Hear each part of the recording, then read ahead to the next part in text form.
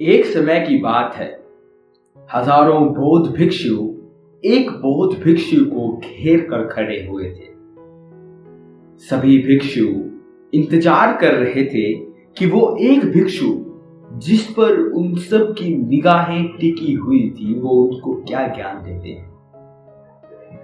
दरअसल वो बौद्ध भिक्षु उन सब का गुरु था और वो अपने मृत्यु के बहुत नजदीक था। वो अपनी आखिरी सांसें ले रहा था और इस समय जब वो मृत्यु के बहुत करीब था तो उसके सभी शिष्य उसको घेर कर खड़े हुए थे। वे सभी उससे जानना चाहते थे कि जीवन का सार क्या है, वो उन्हें क्या सीख देके जाता है। तब उस बौद्ध भिक्षु ने अपने एक शिष्य को इशारे से अपने पास बुलाया। क्योंकि वो बूढ़े हो चुके थे तो उनमें हिम्मत नहीं थी कि वो इतनी तेज बोल सके। उसने अपने शिष्य को बुलाया और उसके कान में कहा कि अपने जीवन में कभी बिल्ली मत पालना, कुछ भी करना लेकिन बिल्ली मत पालना। और यही कहते हुए उसने अपने प्राण त्याग दिए। अब यह बात उस शिष्य को बड़ी नासमझी लगी। सोचिए आपके कान में कोई ये कहकर मर जाए कि कभी बिल्ली मत पालना, तो आप क्या सोचेंगे? आप एक असमंजस की स्थिति में पड़ जाएंगे। इसी तरह वो बौद्ध भिक्षु भी असमंजस की स्थिति में पड़ गए। जब दूसरे बौद्ध भिक्षुओं ने उससे पूछा कि गुरुजी ने क्या कहा, तब उस शिष्य ने अपने गुरुजी द्वारा बोले गए सब उन सबको बताए। सब शिष्य हैरान रह गए कि ये क्या बात हुई, इसके पीछे क्या कारण हो सकता है। ये कैसी नासमझी बड़ी बात है। जीवन में बिल्ली कौन पालता है और जीवन के ज्ञान का बिल्ली से क्या तात्पर्य। इस बात का मतलब कोई नहीं समझ पा रहा था, लेकिन उन्हें ये खबर थी कि ये बात व्यर्थ नहीं हो सकती क्योंकि उनके गुरु ने ये बात कही थी और उनके गुरु बहुत महान थे और किसी भी बात का कोई अर्थ निकले ऐसी ही वो बात कहा करते थे। इस बात का अर्थ जानने के लिए कुछ शिष्य उनके गुरु के पुराने मित्र के पास उनकी इस बात का मतलब जानने के लिए पहुंच जाते हैं। वो उनके गुरु द्वारा कही गई बात उनसे पूछते हैं कि इस बात का भला क्या मतलब है, और वो उन्हें ये भी बताते हैं कि उनके गुरु की मृत्यु हो गई। बौद्ध भिक्षु के मित्र बहुत दुखी होते हैं और इस बात का मतलब उनको पता होता है। ये बात सुनते ही उस बौद्ध गुरु का मित्र मुस्कुराने लगा और उसने कहा कि ये बात बड़ी ही गहरी है। दरअसल ये बात उस बौद्ध गुरु के जीवन से जुड़ी हुई है। उन्होंने बताया कि बहुत समय पहले जब उनके गुरु ने संन्यास लिया था तो उन्होंने अपना पूरा परिवार त्याग दिया था। उनका भरा पूरा परिवार था, पत्नी थी, बच्चे थे, माँ बाप थे, लेकिन उनके मन में तीव्र इच्छा उठी और उन्होंने सत्य की खोज करने के लिए अपने परिवार को छोड़ दिया और संन्यास ले लिया। अपने घर को छोड़कर वो एक दूसरे नगर में पहुंच गया और उस स्थान पर रहते हुए उन्होंने भिक्षा मांगना शुरू कर दिया। अब उसके पास सिर्फ भिक्षा मांगने के लिए कटोरा और पहनने के लिए 2 वस्त्र ही थे। कुछ दिन ही बीते थे कि उसके कपड़ों को एक चूहे ने कुतरना शुरू कर दिया। अब उसके पास 2 ही कपड़े थे और चूहा दिन प्रतिदिन उन कपड़ों में छेद करता रहता था। इससे वो बौद्ध भिक्षु बेहद परेशान हो गए और उन्होंने सोचा कि कुछ न कुछ हल तो इसका जरूर निकालना पड़ेगा, नहीं तो ये चूहा मेरे दोनों कपड़ों को कुतर डालेगा। और यही सोचकर उसने कुछ आसपास के गांव के लोगों से इसका हल जानना चाहा।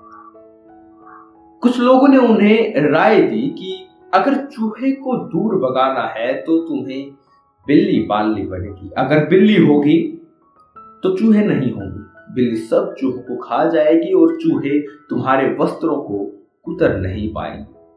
तुम एक बिल्ली पाल ही लो। और ये बात उन्हें अच्छी लगी और उन्होंने एक बिल्ली पाल ली।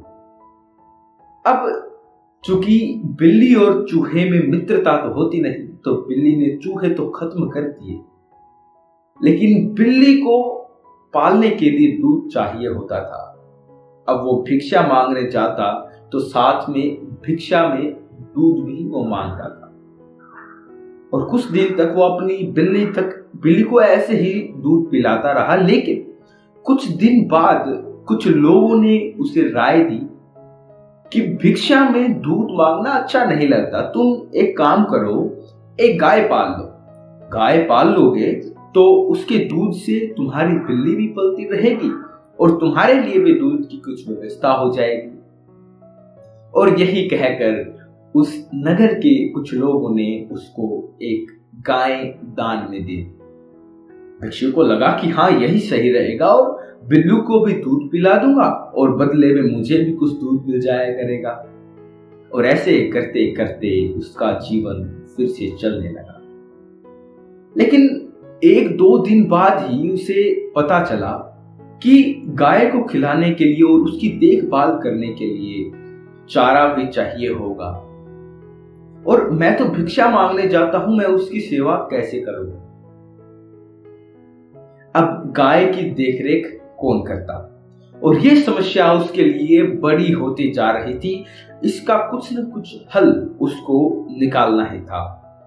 और इसलिए उसने लोगों से पूछा कि उसे क्या करना चाहिए।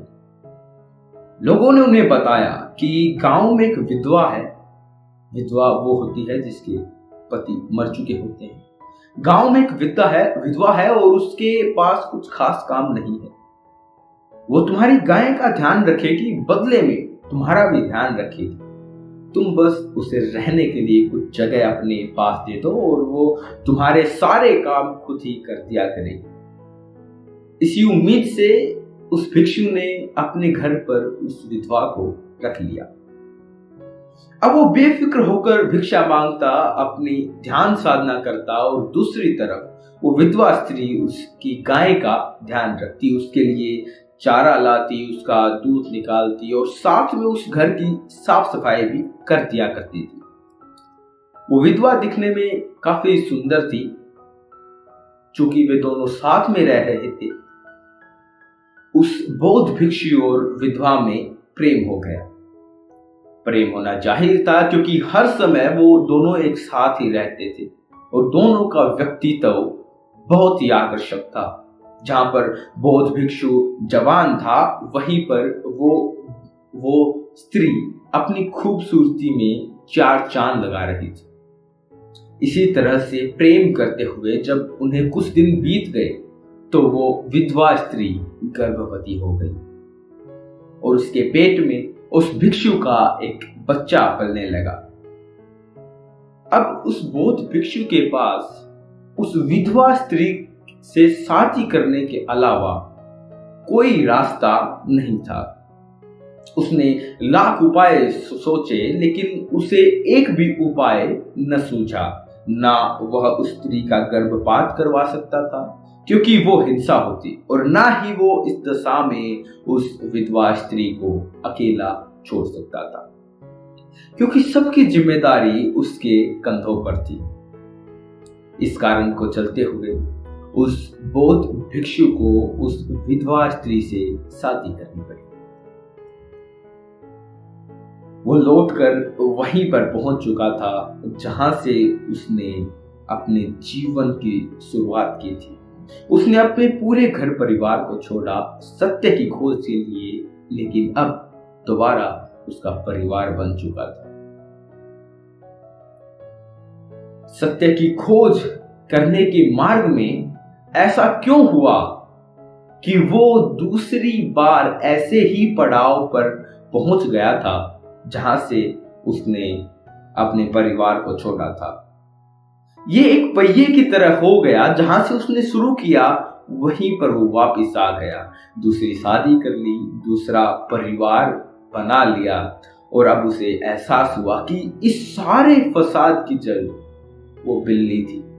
अगर मैं बिल्ली नहीं पालता तो शायद सत्य की खोज मैं कर पाता। और इस अफसोस के साथ तुम्हारे गुरुजी ने अपने प्राण त्यागे हैं। इस बौद्ध भिक्षु ने अपनी बात जारी रखते हुए उन सभी को बताया कि हम सबके जीवन में किसी न किसी रूप में यही कहानी चलती रहती है। हम एक वस्तु से निजात पाने के लिए हजारों ऐसी चीजों से जुट जाते हैं, रिश्ता बना लेते हैं कि वही चीजें हमारे लिए सरदर्द बन जाती हैं।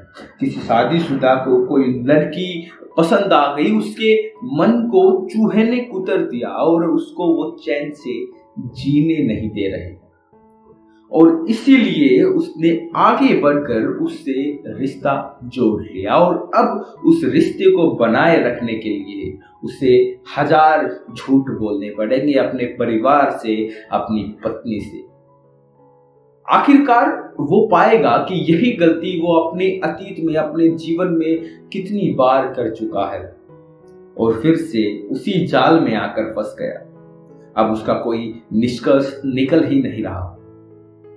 इस भ्रम जाल में, इस माया जाल में हमारा मस्तिष्क अटका हुआ है और वो निरंतर एक गोले में घूमता जा रहा है। हम वही गलतियां अपने जीवन में दोहराते रहते हैं, बार बार दोहराते रहते हैं, और फिर सोचते भी हैं कि हमने ये गलती फिर से कर दी, लेकिन फिर भी उसको बदल नहीं पाते हैं।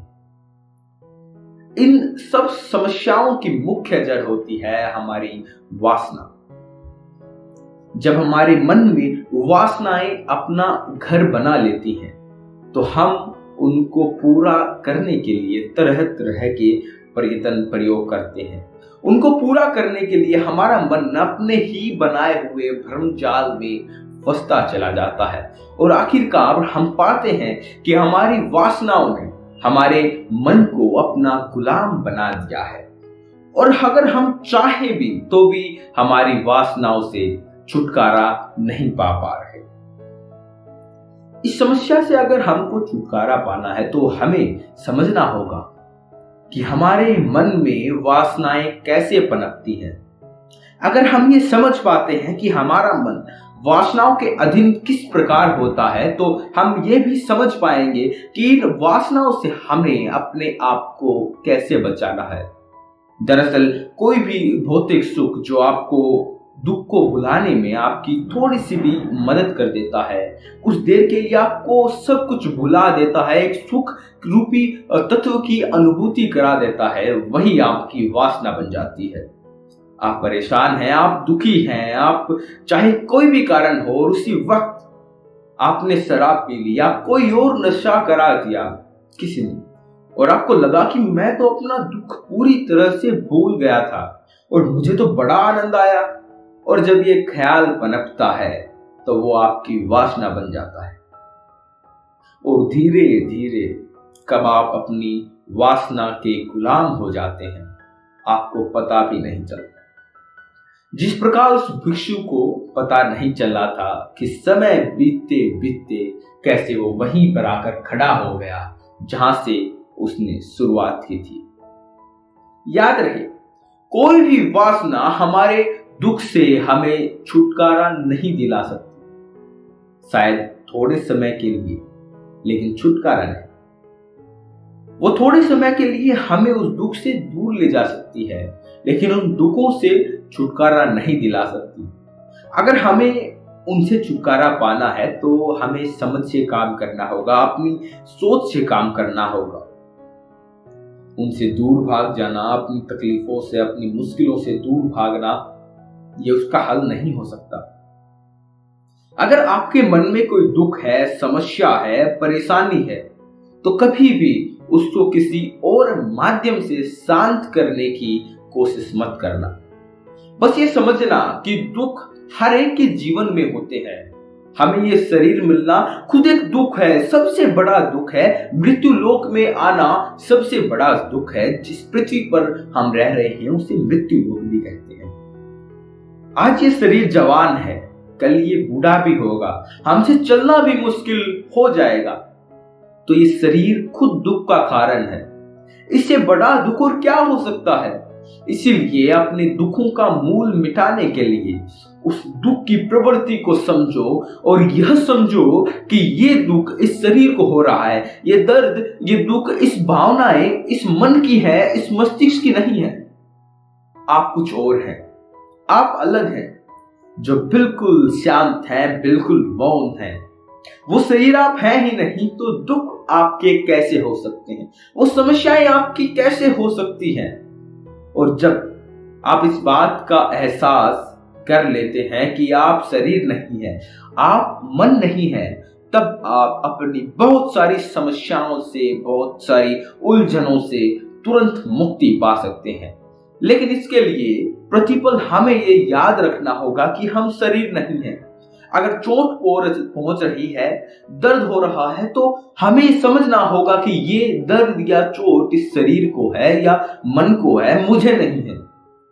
और तभी आप अपने शरीर में और अपने आप में भेद कर पाएंगे।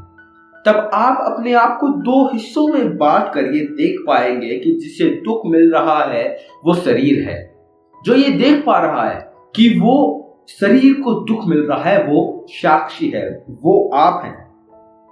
और वही आपका वजूद है, उसको कोई फर्क नहीं पड़ता, वो बस साक्षी मात्र है, वो बस देखने वाला है। और इसी प्रकार ये शरीर मिट जाएगा लेकिन वो साक्षी भाव नहीं मिटेगी, वो साक्षी नजर नहीं मिटेगी। आपकी वासनाएं कब आपको दुखों के दलदल में ढेलती चली जाएंगी, आपको पता भी नहीं चलता। और बाद में आप खुद को कोसते हैं। बाद में खुद को कोसने से कुछ नहीं होगा, बल्कि आपको अपने जीवन में जागरण पैदा करना होगा। आपको जागना होगा, आंखें खोलकर देखना होगा कि दुखों का मूल कारण सिर्फ मेरी वासनाएं हैं।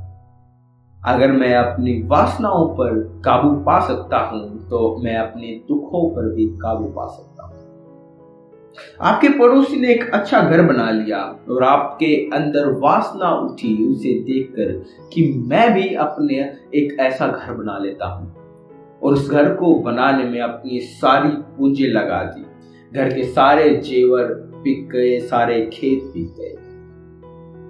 अब उस घर को चलाने के लिए, खाने के लिए भी आपके पास कुछ धन नहीं बचा। ऐसी स्थिति में आपने फिर से एक बार अपने चूहे को मारने के लिए एक बिल्ली को पाल लिया। बिल्ली के लिए दूध लाना होगा, रोज रोज के झंझट, और वो आपके सर दर्द का कारण बन जाएगा। इसलिए ईर्ष्या, द्वेष, गुस्सा, ऐसी वासनाओं से भरी सोच को वहीं पर समझकर दूर करने की कोशिश करें। उन वासनाओं में फंसे मत, क्योंकि वो वासनाएं प्रेम से उजागर होकर नहीं आई, प्रेम से निकलकर नहीं आई। वो गुस्सा, घृणा या फिर अपने दुख को दूर करने के लिए उठाए गए आपकी नासमझी पर कुछ कदम थे। याद रहे, जो काम करने पर आपको मजा आता है, जिसमें किसी को नुकसान नहीं होता, किसी दूसरे को कष्ट नहीं पहुंचता, खुद का मन उस कार्य को करने के बाद आनंद और सुख की अनुभूति लेता है, तो ऐसे काम ही वासना से रहित होते हैं। और वहीं पर वो कर्म जिससे दूसरों को दुख मिलता है, धोखा मिलता है, खुद को कभी कभी नुकसान भी पहुंच जाता है, अपने दुखों को दूर करने के लिए नासमझी में कुछ गलत कदम उठा लेते हैं, और ये सारे कर्म वासनाओं से भरे होते हैं। और दरअसल इन्हें कर्म नहीं कहा जा सकता। कर्म की परिभाषा यही है जो वासना रहित हो, जिसमें कोई वासना नहीं जुड़ी हो। अगर आपने ये कहानी पूरी सुनी होगी तो आपको आपकी वासनाओं का पता चला होगा। कहीं ना कहीं आपको ये जरूर पता चला होगा कि आपने जीवन में कौन कौन सी गलती की है, किस किस काम को आपने वासना के अंतर्गत, उसके अंतर्गत आगे किया है। अगर अब भी आप कुछ को काम कर रहे हैं तो अभी रुक जाइए, उससे आपका कोई भला नहीं होने वाला। उसके आखिरकार आपको दुख ही होगा, आप वहीं पर आ जाएंगे जहां से आपने शुरू किया था। कृपया करके ऐसी चीजों से दूर रहें और अपने आप को समझें, खुद को समझें और इन वासनाओं से दूर रहें। अगर आपने यहां तक कहानी सुनी, आपका दिल से धन्यवाद। हमारा काम आप तक ये जानकारी पहुंचाना था और आपको इस बारे में शिक्षित करना था कि ये वासनाएं ही हैं जो आपका बुरा समय लाती हैं, और मन है जो इन वासनाओं को रोक सकता है। मन को कैसे नियंत्रित करें, हमारे चैनल पर उसके बारे में भी एक वीडियो बनाई गई है। जैसे ही आप खोलेंगे आपको वीडियो मिल जाएगी। वीडियो को देखने के लिए आपका बहुत बहुत धन्यवाद। इसी तरह की वीडियोस हम इस चैनल पर लाते रहते हैं। अगर आपको ये वीडियो पसंद आई तो वीडियो को लाइक कर दीजिएगा ताकि और लोगों के पास भी ये वीडियो पहुंच सके। और अगर आपके पास कोई ऐसा मित्र है जिसके साथ आप ये वीडियो शेयर करना चाहते हैं तो कृपया जरूर कीजिएगा, क्योंकि ये ज्ञान जितने ज्यादा लोगों तक पहुंचे उतना सही। आपका बहुत बहुत धन्यवाद। मिलते हैं अगली वीडियो में, तब तक के लिए सुखी रहिए, संपन्न रहिए।